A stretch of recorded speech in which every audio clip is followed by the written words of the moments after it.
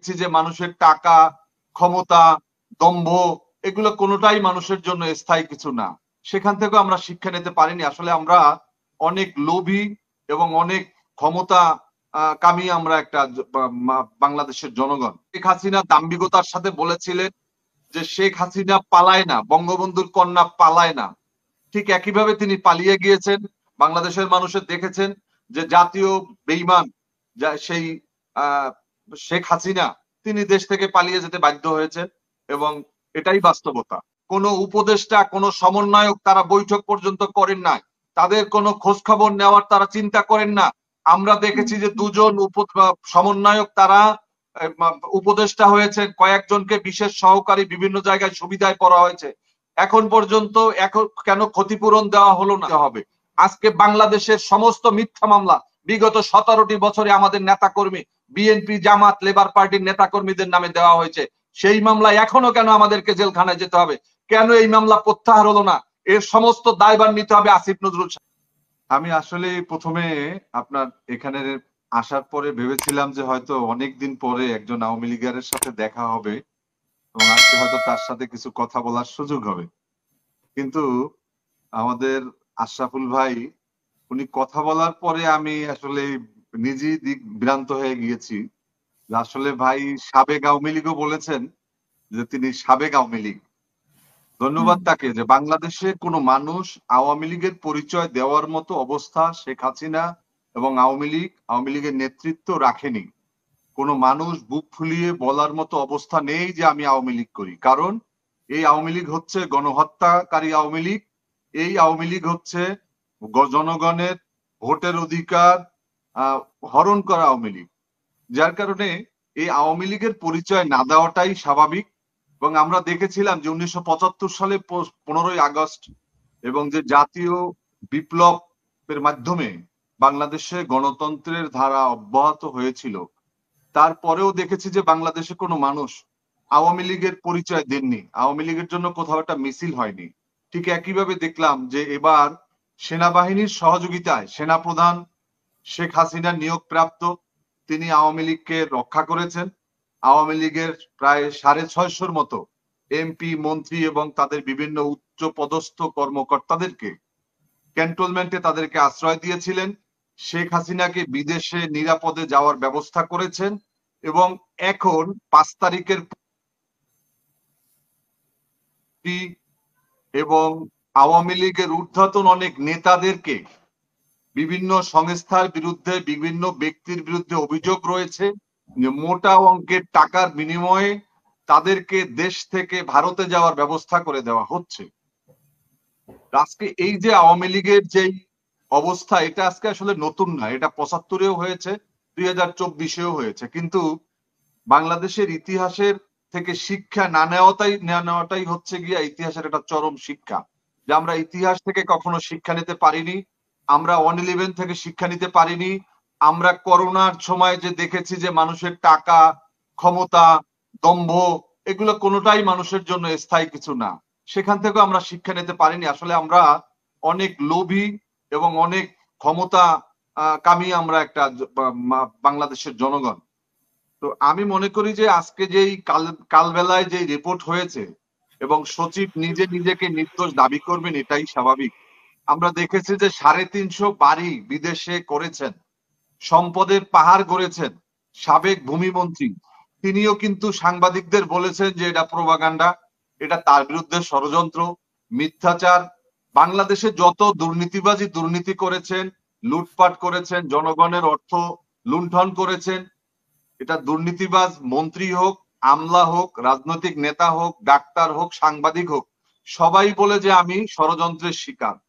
কিন্তু আজকে কালবেলা যেভাবে চোখে আঙ্গুল দিয়ে স্ক্রিনশট গুলো জাতির সামনে উপস্থাপন করেছে এবং যুগ্ম সচিব জিয়াউদ্দিন সাহেব তিনি মোকলেস সচিব, সিনিয়র সচিব মোকলেসকে বলেছেন যে আপনাকে 5 দিবে এবং তিনি বলছেন যে আরেকটা আনন্দের ব্যাপার যে 10ও দিতে রাজি আছে, 10ও দিতে রাজি আছে। তার মানে মানে এই টাকার যে অভাব নেই মানুষের। হ্যাঁ, টাকার অভাব নেই তো। আপনি হুম। জানেন না যে শেখ হাসিনা নিজে বলেছিলেন যে আমার যে পিয়ন ছিল তিনি 4,000 প্রায় 400 কোটি টাকার মালিক তিনি বলেছিলেন। তিনি বিমানে করে আসা যাওয়া করেন।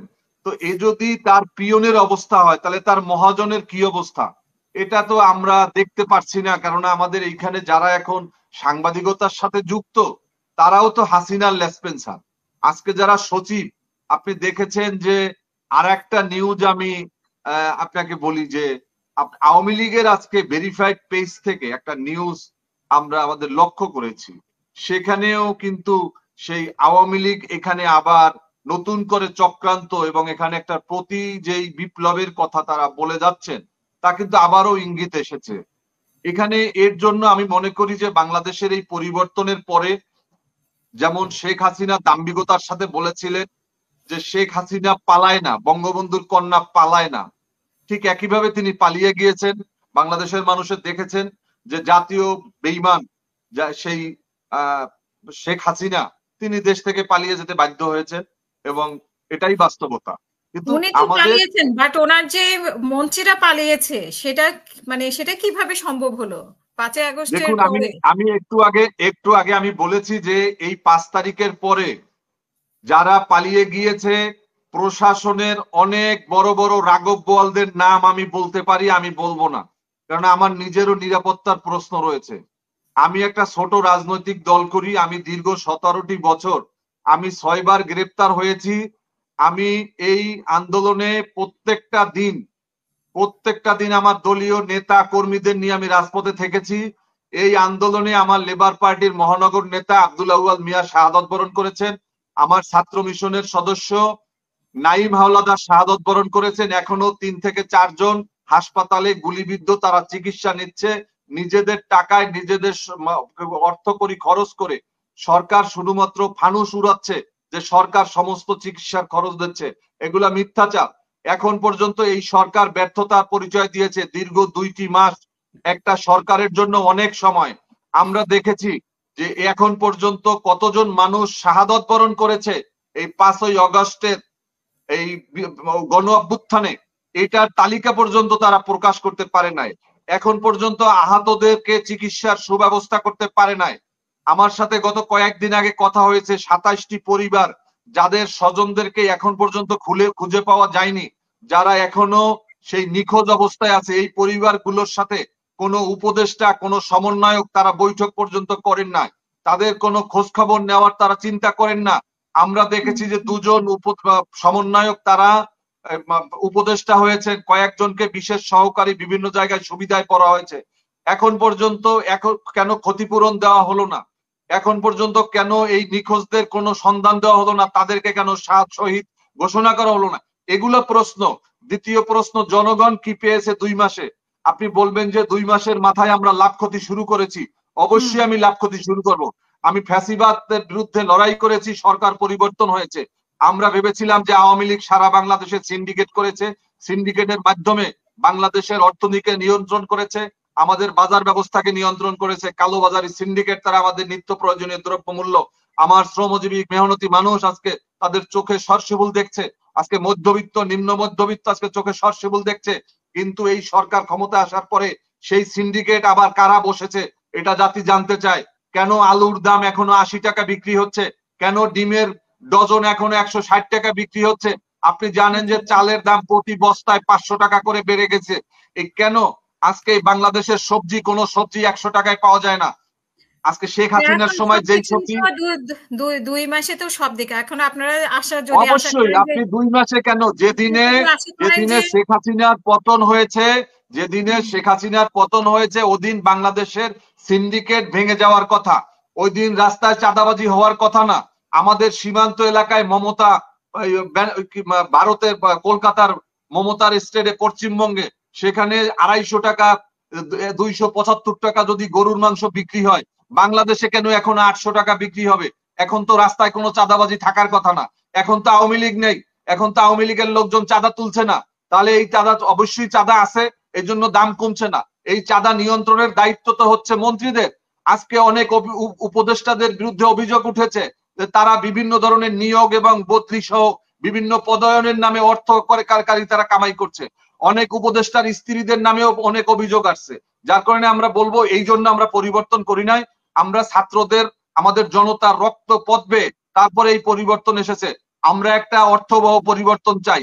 আমরা আবুলের পরিবর্তে যেমন বাবুল চাই না, তেমনি ভাবে এই ছাত্র জনতার রক্তের সাথে কেউ বেইমানি করবে আমরা চাই না।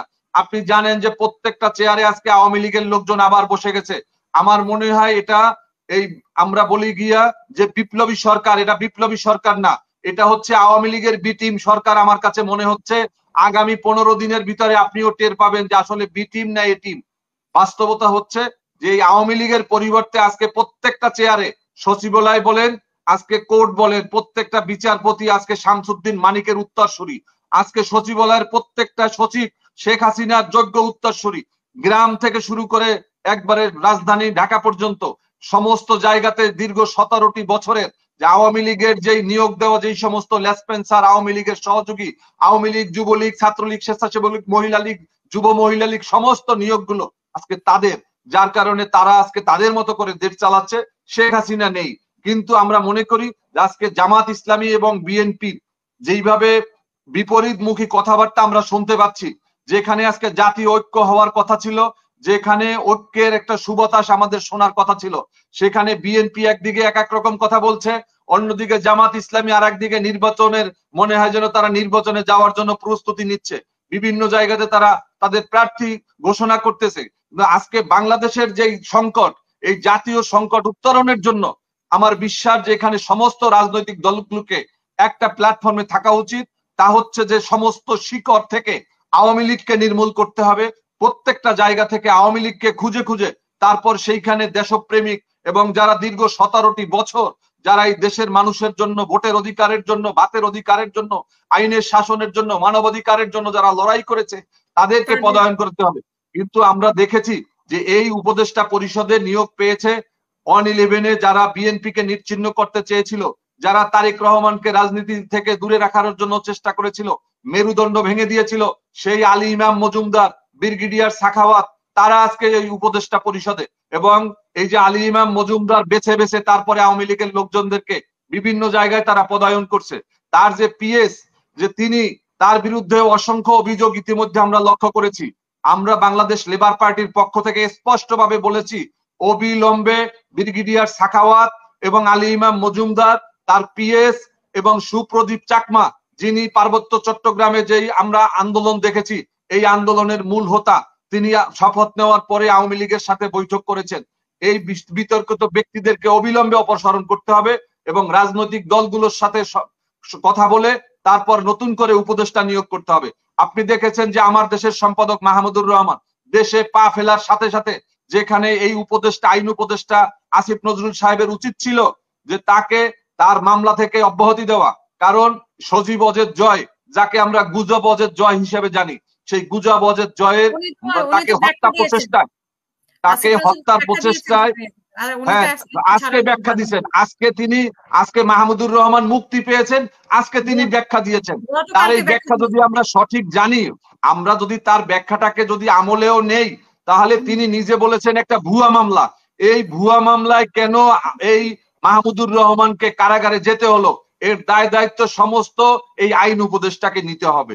আজকে বাংলাদেশের সমস্ত মিথ্যা মামলা বিগত 17টি বছরে আমাদের নেতাকর্মী, বিএনপি, জামাত, লেবার পার্টির নেতাকর্মীদের নামে দেওয়া হয়েছে। সেই মামলায় এখনো কেন আমাদেরকে জেলখানায় যেতে হবে? কেন এই মামলা প্রত্যাহার হলো না? এর সমস্ত দায়ভার নিতে হবে আসিফ নজরুল সাহেবকে। ধন্যবাদ আপনাকে। অসংখ্য